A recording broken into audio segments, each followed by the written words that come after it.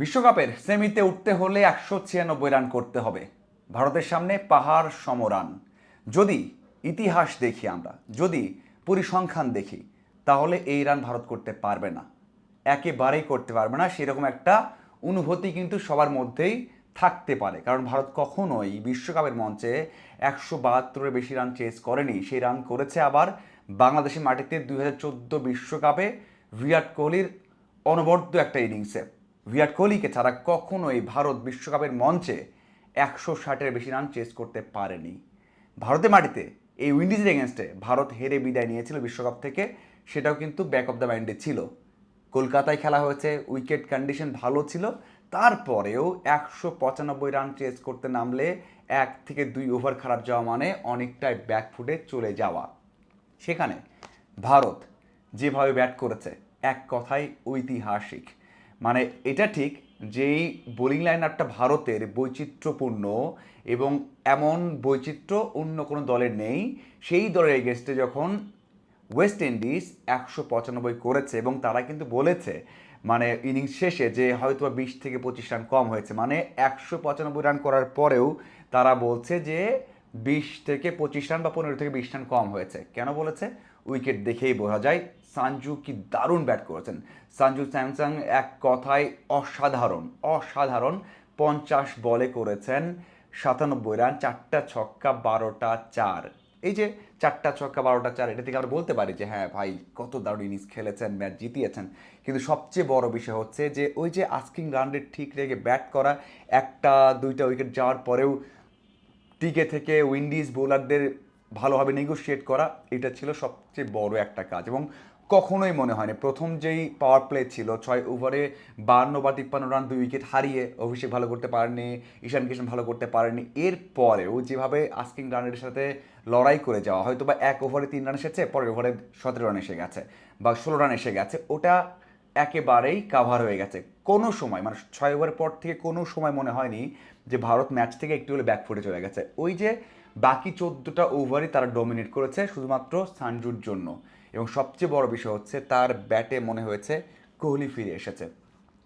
উড়াধুরা shot নয়, timing, class এবং বলের মেরিট বুঝে কাভার, মিড উইকেট, এছাড়া স্ট্রেট ড্রাইভ, সব শট করেছেন বলের মেরিট বুঝে, এবং বুঝেছেন যে উইকেট থেকে রান আসবে, সেই কাজটাই কিন্তু করেছেন। এছাড়া বাকিদের অবদান বলতে একমাত্র সেখানে আমরা বলতেই পারি যে 27 রান করেছেন তিলক ভার্মা, ওই ইনিংসটা কাজে দিয়েছে।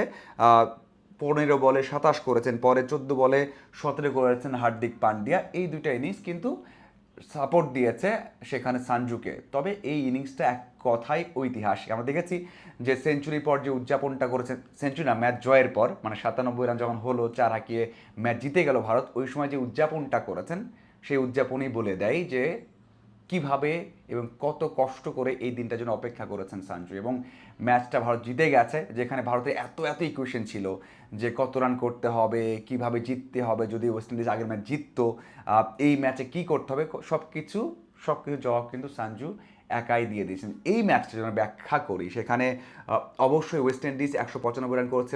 195 রান যে কোনো উইকেটেই আপনার জন্য খুবই কঠিন, কারণ ওই যে একটা দুইটা ওভারে যদি টেম্পো ঠিক না থাকে, আস্কিং রানের সাথে তাল মেলাতে না পারে কোনো দল, তাহলে সেই দল জিততে পারবে না।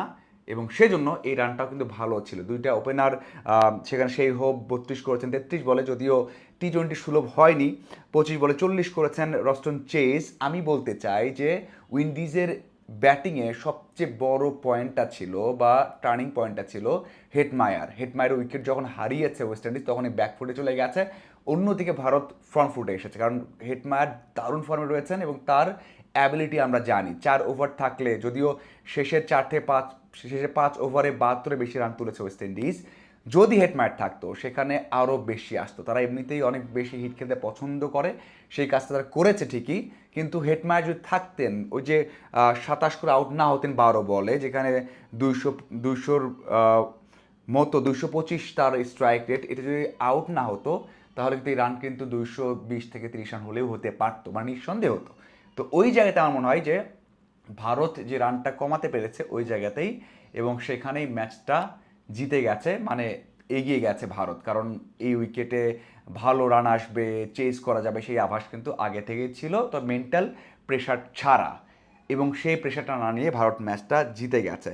এখন অবশ্যই বলতে হয় যে এই ম্যাচ শেষে ভারত চাইবে নেক্সট ম্যাচ ইংল্যান্ডের বিপক্ষে খুব ভালোভাবে জিতে ফাইনালে যেতে। তারা একমাত্র দেশ হবে যে ওয়ার্ল্ড কাপ যদি জিততে পারে, ওয়ার্ল্ড কাপ তারা টানা মানে 2বার জিতবে এবং ঘরের মাঠেও তারা ওয়ার্ল্ড কাপটা জিতবে। তারা দুইটাই কিন্তু হিস্ট্রি হয়ে যাবে। এখন দেখার অপেক্ষা ভারত সে কাজ করতে পারে নাকি ইংল্যান্ড শেষের দিকে যে পরিমাণ যেভাবে ফর্মে ফিরেছে সেখানে সমস্যায় পড়ে। অবশ্যই সেমিফাইনাল ম্যাচটা দারুণ হবে সে আশাই করি। ধন্যবাদ সবাইকে।